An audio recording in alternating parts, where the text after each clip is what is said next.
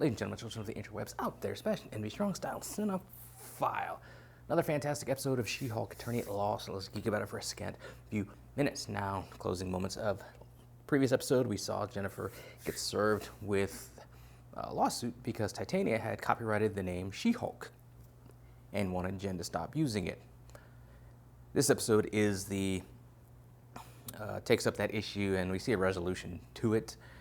And it was just interesting to kind of see that the problem was kind of caused by Jen and her reluctance to embrace the She-Hulk name, embrace the mantle, embrace the idea of being a superhero, because she's totally, at this point, still kind of not wanting to do that.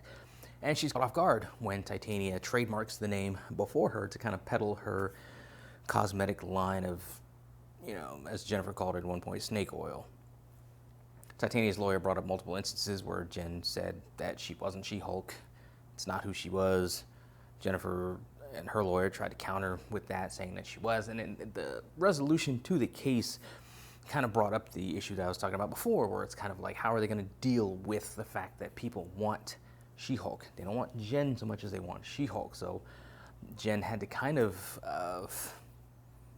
put herself out there for some ridicule and some embarrassment, basically, because she set up her dating profile as a She-Hulk. They had to prove that she had been using the name She-Hulk for, before Titania had co-opted it.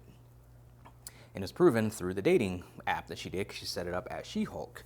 And just having to go through kind of all that, drag through the guys that she had dated before, and those awkward and just bad encounters, and just kind of getting to the fact that they wanted the She-Hulk. They did not want Jen. And the doctor dude, who she ended up sleeping with, who flipped out on her the next morning when she was just Jen and not She-Hulk, and totally dipped out, admitted that he wanted She-Hulk because Jen was just not his type. And I just kind of wondered how they were going to do that. Is this the only time we're going to visit this issue, or is this going to be kind of under the surface and might have maybe it comes up in next week's episode? Presumably that's when Daredevil comes in. We saw a little tease from him in this episode.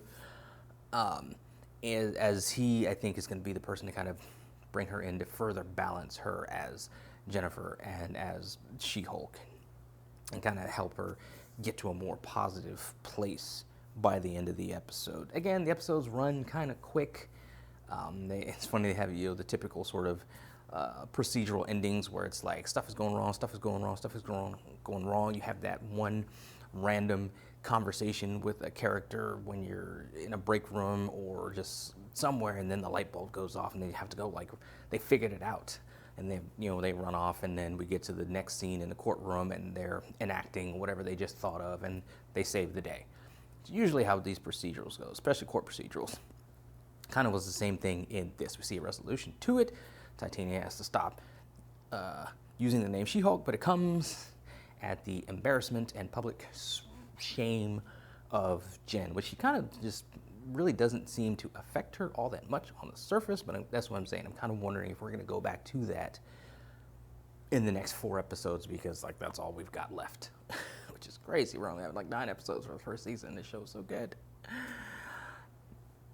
The B plot of the story was Pug and Nikki wanting to get new clothes for Jen. And they go to somebody who supposedly makes clothes for superheroes.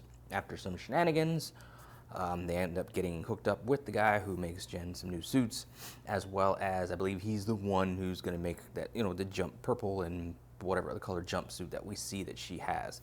He's going to be one that provides that for her. And then he's the one that we see towards the tail end of the episode. There's a box with it's like a hat box, but it has a cowl in it, and it's yellow, and it's pointy, and it's Daredevil. So we all know that Charlie Cox is going to be in here as Daredevil. We've seen the other footage of him. I'm kind of curious as to, with this, that they're going with the yellow costume. I guess that plays into the fact that, Born Again, the Daredevil series, is going to be a full-on reboot. We know this. The only thing that's the same is Charlie Cox is in it. Vincent D'Onofrio is in the MCU as the Kingpin. It's the only thing that's being held over from the old Netflix series. So I'm kind of curious, from a tonal standpoint, how things are going to be with the new Daredevil. From an action standpoint, how things are going to be with the new Daredevil. But Marvel has showed us in the likes of the Winter Soldier and Shang-Chi that they can do action and do it well. So I think they'll do comparable stuff for the Daredevil series, but we're not here to talk about that. We're here to talk about She-Hulk. And yeah, that was about the gist of the episode. I love Josh Segarra's Pug character, his chemistry with Nikki, and what he brings to the table. Again, I thought he was, I mean, for the most part, he is a bumbling sort of comic relief type of thing in this show, but he is a comparable lawyer. I like that, the whole Franklin and Bash vibe, where they're idiots, but when they're on and they're good. I like that with him. And giving them something to do and something worthwhile. I thought it was funny, their interactions and their little adventure they went on. I thought it was good, and you know that they're kind of doing that and some of the other stuff that they're doing, the fact that Jen is not She-Hulk all the time, that she can transform back to Jen to save on the CG budget. We understand that, but I think it works. I think it works. Again, it was another fun, albeit too short episode of the show. We get some potential for drama with Jen, and like I said, how people see her versus how people see the She-Hulk. Are they going to revisit it? Are they going to delve deeper into it in this comedy show in the next handful of episodes? Probably not. It is what it is.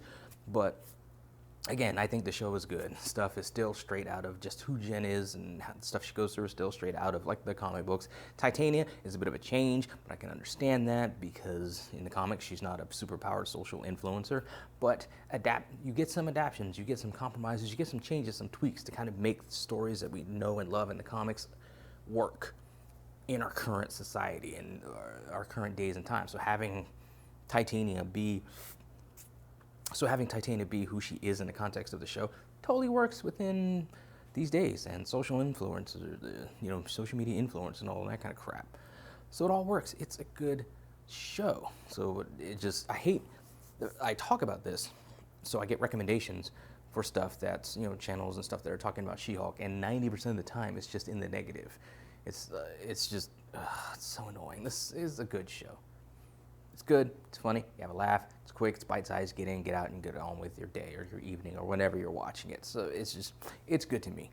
Other people, I don't know, whatever. It's good to me. It was another good episode. You should watch it. You should enjoy it. If not, hey, it is what it is. I'll be here for all the episodes to the end and enjoying it the whole time because I love She-Hulk. But that's just me. Anyway, those are some of my thoughts on it, scattered as they often are. But it goes out there. Think, let me know in the comments below. Follow me on social media. Talk to me there. Talk to me here. Until next time, let us geek.